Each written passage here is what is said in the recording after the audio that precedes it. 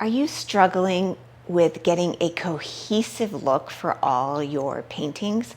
Well, let me just show you one simple thing when we get started that is super easy and can transcend into all your art. And that's simply choosing a limited palette.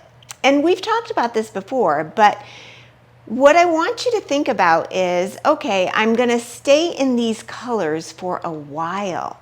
And that way, anything I experiment with, whether it's non-representational or abstract figurative or landscape or whatever it is, you're in that same color palette. Here's what's going to happen. You're going to get really strong with those colors. And you're going to understand the value, the warm and the cool, and the whole harmonizing effect. And that should sound a little familiar to you because we've been talking about 3 important things to make a successful painting. Now, if we take that a step further and we broaden that and we just go more, we're going to make more artwork. And so you may not hit it with every single time, but you're going to see similarity over time, and you're going to be able to pull different paintings in and possibly even use them as a series. So let me show you what I'm working through right now. I'm still in my abstract landscape mode.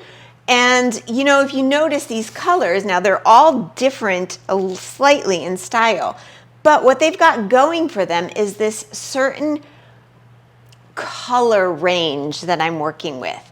And you can see it here. Even I brought in texture, but you could see it here. And then if I come over to this one, I can acknowledge that this painting is different, but there is a crossover in not all of them, but enough colors to go, oh, you know, they kind of are similar.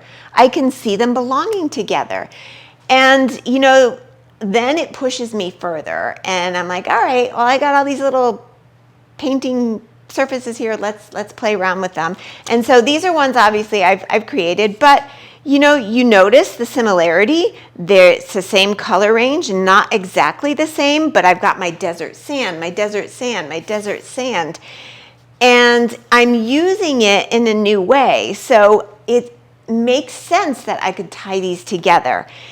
And even with this older one here, yes, it's a landscape. It's still in that same color range that it would make sense that, okay, I can see the tying in of that, even though it's not perfect.